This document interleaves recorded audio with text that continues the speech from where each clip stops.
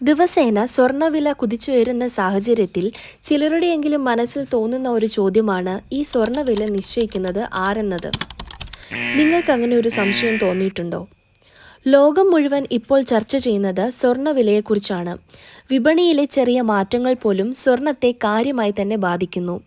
സ്വർണ്ണവില എന്തെങ്കിലും കുറയുമെന്ന പ്രതീക്ഷയിൽ കഴിയുന്നവരാണ് ഭൂരിഭാഗം ആളുകളും. എന്നാൽ കാര്യമായ ഇടിവൊന്നും തന്നെ വിലയുടെ കാര്യത്തിൽ സംഭവിക്കുന്നില്ല.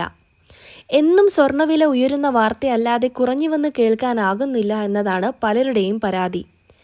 ഈ ഒരു സാഹചര്യത്തിൽ ആരാണ് വില നിശ്ചയിക്കുന്നത് എന്ന സംശയം നിങ്ങളിലുണ്ടോ? ലണ്ടൻ ബുള്ളിയൻ മാർക്കറ്റ് അസോസിയേഷൻ, അതായത് LBMA എന്ന അന്താരാഷ്ട്ര വ്യാപാര സംഘടനയാണ് സ്വർണ്ണവില നിശ്ചയിക്കുന്നത്. ബുള്ളിയൻ ബാങ്കുകൾ നടത്തുന്ന ദിവസേനയുള്ള ഇലക്ട്രോണിക് ലേലത്തിലൂടെയാണ് വില നിർണ്ണയം. പ്രധാന സ്വർണ്ണ ഡീലർമാരും ബാങ്കുകളും ഉൾപ്പെടെയുള്ള പങ്കാളികൾ 2 ദൈനംദിന സെക്ഷനുകളിൽ ഒരു നിശ്ചിത വിലയ്ക്ക് വിൽക്കൽ വാങ്ങൽ ഓർഡറുകൾ സമർപ്പിക്കുന്നു. ഇതിന്റെ അടിസ്ഥാനത്തിലാണ് സ്വർണ്ണവില നിശ്ചയിക്കുന്നത്. സുതാര്യവും ഇലക്ട്രോണിക് സംവിധാനങ്ങൾ കൈകാര്യം ചെയ്യുന്നതുമായ പ്രക്രിയയാണിത്.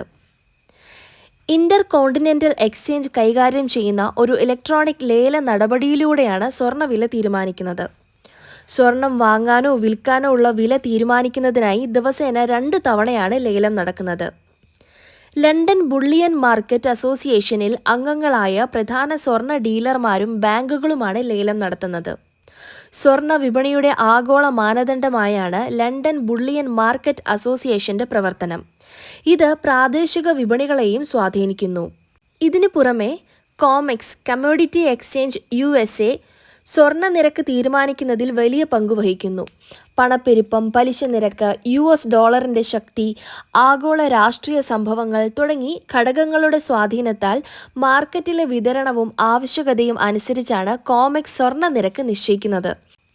ഭാവിയിലെ വാങ്ങലുകൾക്കായി ബെഞ്ച്മാർക്ക് വിലകൾ നിശ്ചയിക്കുന്നതിനോടൊപ്പം ലോകമെമ്പാടുമുള്ള വിപണികൾക്ക് തത്സമയ ഡേറ്റയും കോമെക്സ് നൽകുന്നു.